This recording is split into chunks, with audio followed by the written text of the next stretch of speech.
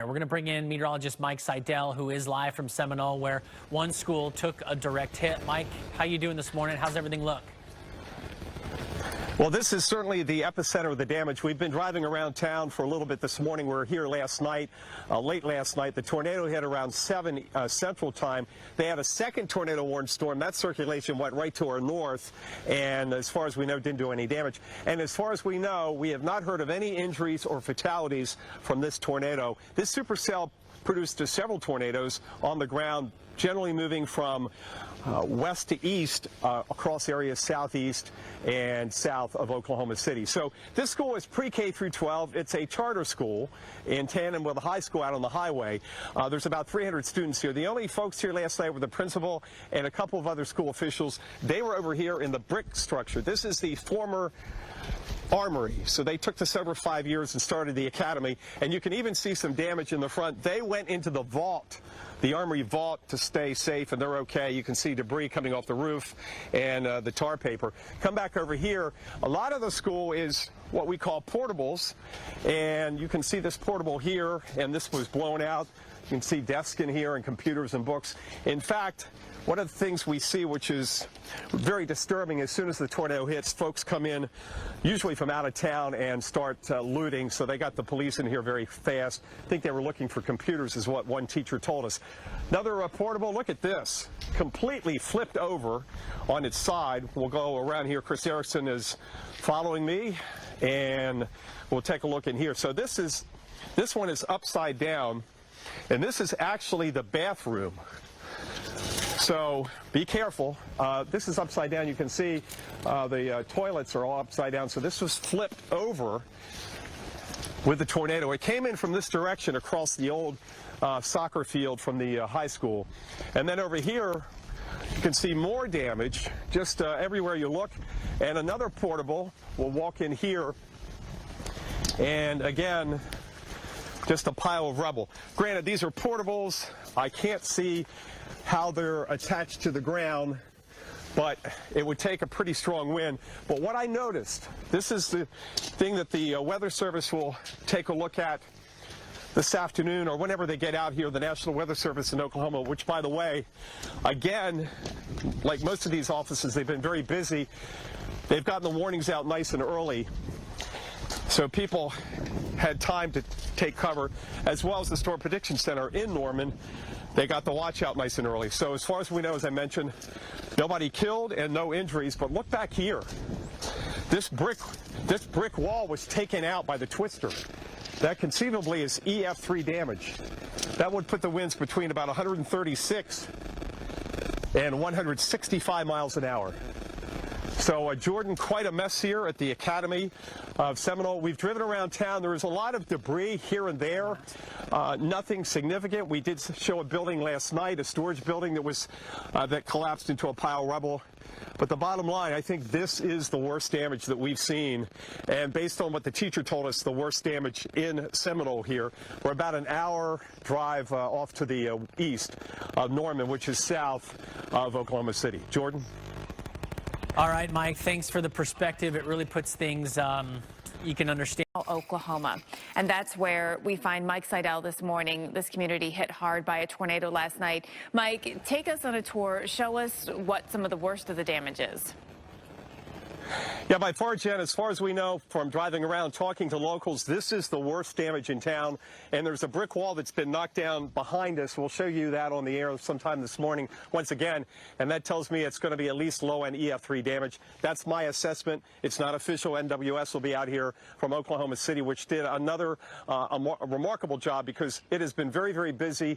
And you've got to get those warnings out to save lives. And as far as we know, no lives are lost. And we've heard of no injuries so far in Seminole, and for that matter, with this supercell that came east from I-35 and put down tornadoes in several towns. You can see the trail of debris. The tornado came in from this direction, and notice the power pole down, debris strewn around. And here's one of the power poles that was snapped at the bottom.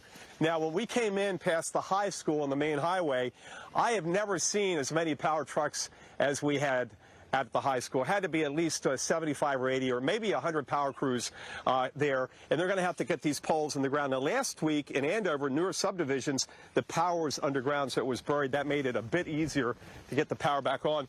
This is the Andover, I should say the Academy School of Seminole, not Andover, that was last week, and much of the school is out in these portables. This is one of the portables that had the back corner ripped off. You can see just a mess inside. Most of the roof, though, is there, so it has stayed dry for the most part. They can salvage some of this. And look at this over here. This is the bathroom portable, and it has been flipped over, completely flipped over, and we'll show you what it looks like from the outside, and more damage back here. Just a real mess. Like I said, this is, I think, the worst of the damage in the city of Seminole. We're about an hour drive off to the south and east of Oklahoma City. You can see everything is upside down. About 300 students here. None of them were here. Some of the officials, like the principal and some staffers, were here. They went into the vault in the other building. We'll show you that later. And they were able to remain unscratched and were not affected. So, Dr. Postel, another situation where we had warnings out. We had the watch out earlier, and at this point, no word on any injuries or fatalities. People are taking these warnings seriously, and hats off to all the Weather Service offices, Oklahoma City, the areas around Tulsa and Amarillo for getting the warnings out and saving lives once again, and for the folks that get the warnings for heeding the advice and getting to their safe place as quickly as possible. Mike, that's such a good point, and also the awareness raised by the Storm Prediction Center early in the day for outlining these areas that were at risk for seeing severe weather, including tornadoes. Mike, thank you very much for that reporting. And we're going to send it over to Mike Seidel in Seminole, Oklahoma, where the weather, I think, today a lot more tame than it was yesterday. Yes, by far. We had a rough day yesterday, especially late afternoon through late last night, and even early this morning. We left Norman about an hour or so off to our west, and lightning and gusty winds and heavy rain. We got here, the rain is over with. We're in the cooler air now. We're behind the front with a northwest wind.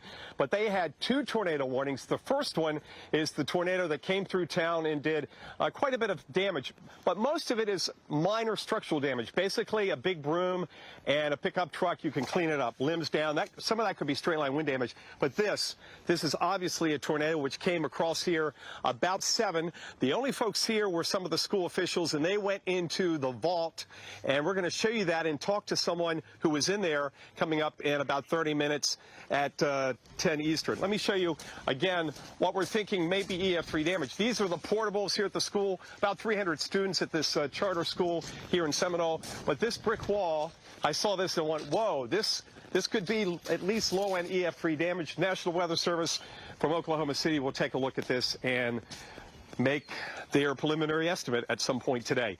We've got more severe weather today, as Dr. Postel mentioned. Even though the tornado threat is lower, keep in mind severe storms, straight-line wind damage, and even a tornado or 2. We'll keep you updated throughout the day right here on the Weather Channel. Right here from Seminole, we'll come back live at 10 with a story about the vault and saving lives. And that's where we want to take you live this morning. Mike Seidel has been reporting there for us. And Mike, you went on the scene, last evening. You're watching these storms develop. Talk about, what you have been seeing. And, I just want to confirm that nobody was injured. It's amazing, actually, when you see that destruction. No injuries, no fatalities. We just spoke to the governor, and he confirmed that. We talked to the statewide EMA director, and we're going to talk now to Tiffani Coker from here in Seminole, and you're a special education teacher here. That's right. I'm the special education director here at the Academy of Seminole. And tell us what happened last night when you heard the warning. What did you do? You were at home. Right. I was at home. I heard the warning, so I loaded up my husband and 3 children. We came up to the school. Now, why did you come to the school? Because I knew that there was a gun vault here, and I don't have a cellar at home. So I came here and put my children into the vault. Right. So this is the old Armory building. That's right. So that was a smart move on your part. Yes. So I I knew that Lots of the debris here. Yes, I knew this gun vault would be a safe place for my children. You got a lot of folks in here already cleaning up and trying to grab what they can save. This is the gun vault. This is the steel door. Tell me what happened when you got in here and the tornado approached and came over us. I didn't know how to work this mechanism to shut the door. You have to pull it and twist it, and it's very hard to twist. So it was too late to figure it out. So my husband and my 15-year-old son held this door shut. You were in here. Right, we were all in this the vault, and my husband and my son Rylan held the door shut as the tornado passed over, and I sat here with my two little ones, and then Miss Donna, our janitor, was over here. Yeah, well, this is a great spot. You've got solid brick walls in this door, this solid steel door. Right. How long were you in the shelter? We stayed in here a good 15 minutes, but the tornado was over, so it felt like a good 5 minutes. It seemed like it should have been moving faster than it was, but it just sat on us. Yeah, usually it's over in about a minute. Right. And then you came outside and you saw everything flipped over. Let's walk back outside, if you don't mind. So, out of the vault here, back into the... Right, as we walked out and saw everything was gone. The roof is gone. Yeah, right, you can see the roof. We could immediately see the trailers were gone, the portable buildings, and everything was just in disarray. And now the status quo is obviously not going to open for a while. What do you think the students are going to do for the rest of the year? Well, you got any preliminary ideas on location and classroom instruction? I don't know. Right now, our amazing admin is trying to figure that out as we speak. We've talked about possibly doing a camp for the next few weeks because, you know, parents need a place to send their children. We're just not sure yet. Right. Well, we appreciate your story. You were...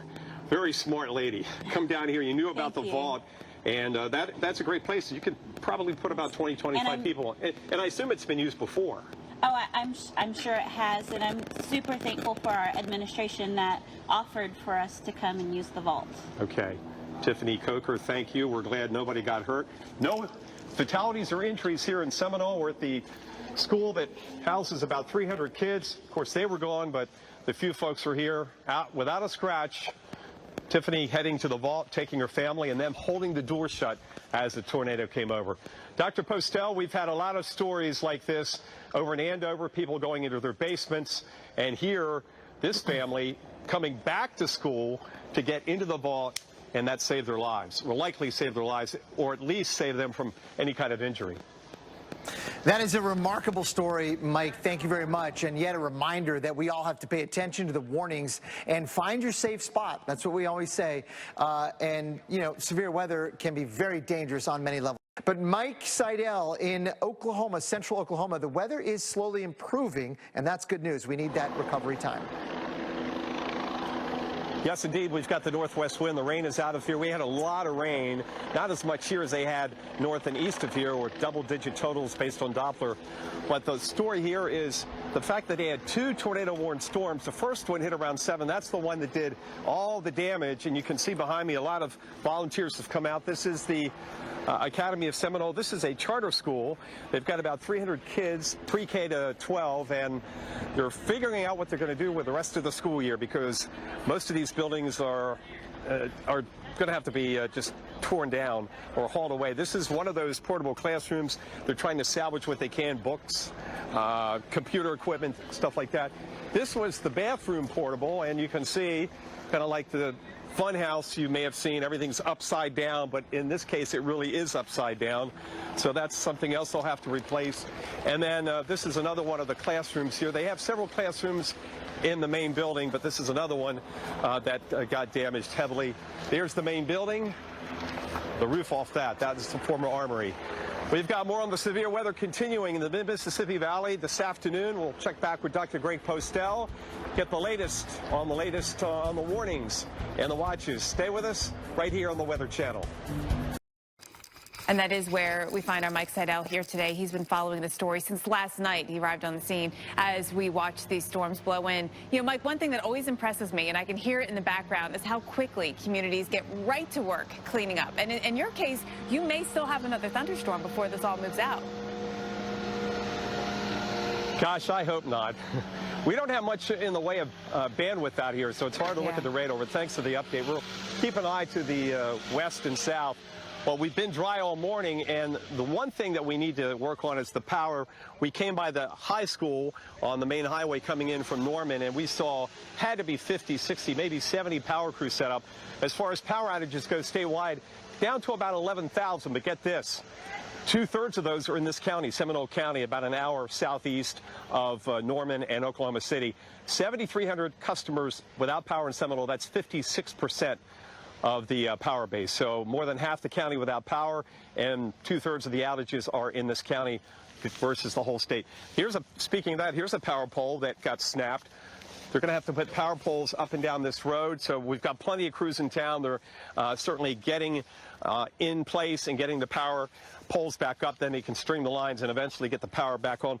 Last weekend, the subdivisions, the power was buried, so that really is helpful in getting the power restored much more quickly. Here's one of those portables that had damage in the back end. We've seen some volunteers, some of the educators that work here at the Academy of Seminole, a charter school, trying to salvage what they can. In the back, they found some of the TVs that they rolled out some of these portals. By the way, this school graduates more seniors of any rural school in the state with 2 degrees. They really start a life plan in the 9th grade. And last year, 12 of the 16 seniors not only got their high school diploma, but they got their associate's degree from the nearby state college. That's pretty amazing. It's a way to go. Try to figure out what you're going to do before you graduate. Once again, service crews coming through here, a lot of volunteers. I want to show you this one more time. This is one of the portables that was split by these winds. And by the way, in the back, there's a brick wall that's been blown down. And Dr. Postel, we're thinking that we'll probably put this at least in the low-end EF-3 category. This was the bathroom. And Dr. Postel, I know you've been to boardwalk areas and fun houses where everything seems to be upside down. Well, in this case, everything is upside down. And again, a total loss here. And the portable off to my right is also a total loss. So a lot of cleanup to go. And they're still trying to figure out, Dr. Postel, what the kids will do for the rest of the school year. 300 students here, pre-K to 12.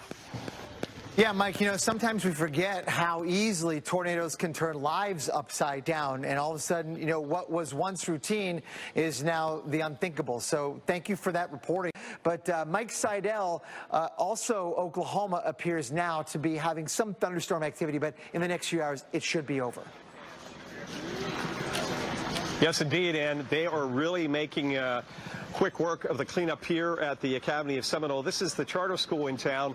A lot of volunteers, a lot of teachers, a lot of educators out here, and they're salvaging what they can. That portable was not blown over, but there is some roof damage. What I want to talk about is how one family, a special education teacher, her husband and kids, came out here when they heard the warning because she knew they had an old gun vault here. This is what used to be the armory. So what happened, they came here and they got themselves here into the vault and they shut the door. But her son, her 15-year-old son and husband had to hold the door closed. They couldn't figure this out and get it locked. So the door was shaking, they held the door closed, and everybody is okay. In fact, no reports of any injuries or fatalities in this area. That's another thankful moment. After Andover, just a few minor injuries, and once again, they heed the warnings. Weather Service in Norman got them out nice and quick. More on today's severe threat is coming up. And that is an area where Mike Seidel is this morning. He's been showing us some of the damage done by the tornado there last night.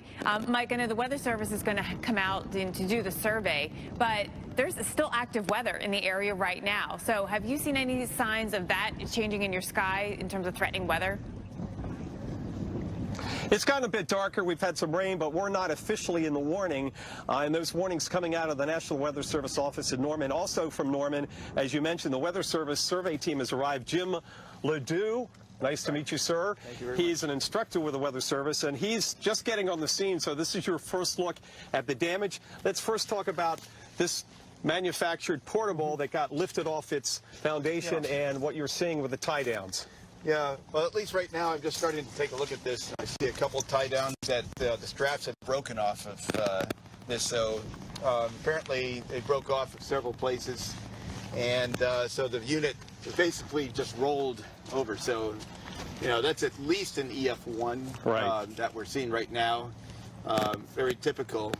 If it's a newer build, like post-1976, they have a requirement to satisfy the housing and urban, the HUD standard, in other words. So there's a certain standard which they have to meet. But always the problem is the anchoring, because... with all mobile homes. That's right, because the federal government doesn't have control over that. So it's up to the local engineers, the soil inspectors, and so forth to make sure that they're properly anchored. Let's talk about what I saw this morning, and right away I thought maybe this is low-end EF-3. Of course, you guys and gals will make the official determination, but I'm noticing this brick wall blown down. The roof was not very formidable. You've got, corrugated aluminum, some wood, but what about this brick wall? So the brick wall, the brick itself is a facade. On the inside is a concrete masonry unit wall that I'm seeing right there. And initially, the one issue that could be here, given its strength, is that there's no rebar. I don't see any rebar in that concrete masonry unit wall. Yeah, I see what you mean. We've got these cinder blocks exactly up here. Watch the water back here. Yeah, I see what you're talking about. We've got cinder blocks and some steel, but yeah, I don't see the rebar either. Good point. Yeah, so this is a typical construction. We don't know. Apparently, it's strong enough that the anchoring is still here, and so really, this is a roof problem. The wall caved in. I don't know if there was a window here. I see one window over there. The window frame broke in, but if the wind was coming in from the south, this is the roof, the side of the roof that's going to get hit the hardest. And the strongest pressure coefficients, as engineers call them, would be right on the top front end of that roof where, it's like the front end of a wing of an airplane. You get massive pressure drops on top of it. Exactly. Causing these huge pressure falls on there. That's the uplift force. And so this apparently bore the brunt of that. And you can see, you have these roof joists, across these open web joists that hit the top there. And we haven't taken a close look at it up there yet, but you can see how they separated off these first two over there. And so the one thing to inspect is, is it adequately connected up there? I see a couple bolts that are sticking out, but that's all. And, there isn't anything to tie down in terms of the steel reinforced grid, that comes down, inside the wall itself. At least I've not seen that right now, but we'd have to take a closer look at it just to see. But, it's pretty severe damage. There's nothing to say that this is substandard. This is just very typical construction. Have you stopped in areas upstream like Mauled on your way out here? No, I was there yesterday. I was watching the tornado, and I saw apparently it was a hemp growing.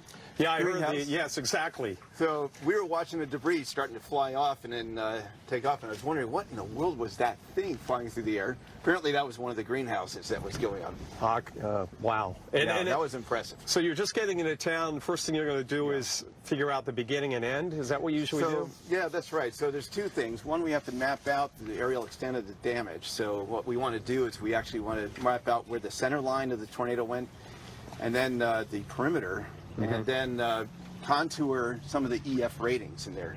So we'll have to do some transects back and forth, but then we want to rate the entire tornado, so we really want to look at buildings and damage indicators like this one here to see, does this constitute the highest rating that we can give it? And so we'll go and look at all the places that might fill that kind of role as a candidate for rating the tornado. Will you be using any kind of drone footage? Do you bring a drone? It's a bit windy right now, but... Oh, I would love to use a drone, but Weather Service employees don't use drones right now. There's a control on that, so we have would to you use use other drone people's video? drones. Well, Yeah. our Charles Peak is on his way here very shortly, and he's going to put up his drone. So we'll get you in Fantastic. touch with him and Absolutely. help you out with the damage path, certainly. Yeah, I mean, those we'll are take your big help. Well, we appreciate your time. Jim LaDue, educator, instructor, National Weather Service out of Norman. I'll let you and your crew take over. Get to work, in other words. We'll yes. look for your preliminary statement maybe later on today. Definitely. Okay, thanks and good luck, and we appreciate the knowledge. Okay, thanks for having us. There you go. So I was maybe a little, Dr. Postel, a little bit bullish on the low-end EF-3 with the wall. He brought up some very good points about the rebar. And, yeah, I don't see any rebar either. So we'll see what they decide, but certainly a candidate for EF-2 damage here at the school in Seminole. Dr. Postel? Mike, that was fascinating because you really get a sense for what goes into assessing the damage and the rating that goes with that in the surveys. That is really cool stuff. Mike, thank you very much. Mike Seidel. Hey, Dr. Postel, we've been watching that cell. As Jen mentioned, the warning has been dropped, but we're looking off to our north and northeast, and you can see threatening skies. We've seen some lightning bolts way in the distance. We've had a light shower, and that's really going to be about it for this cell. And I don't expect any more severe weather as the cleanup continues here in the town of Seminole. The Academy of Seminole. We've been here all morning showing you how this charter school was hit hard. As far as we know, this is some of the worst damage in town. There's a lot of damage around town that basically you need a truck, a trash can, and a big brush. That's the kind of stuff we've seen. Some of that may be straight line wind damage. And we just talked to the Weather Service here, and, you know, they're earmarking at least EF-2 damage at this location. But it's going to be a while, at least later today, before we get a preliminary rating from the tornado here. So the weather quiets down and stabilizes. By the weekend here, temperatures the hottest so far this season, up in the low and mid 90s. Get that AC working. Stay with us here on the Weather Channel.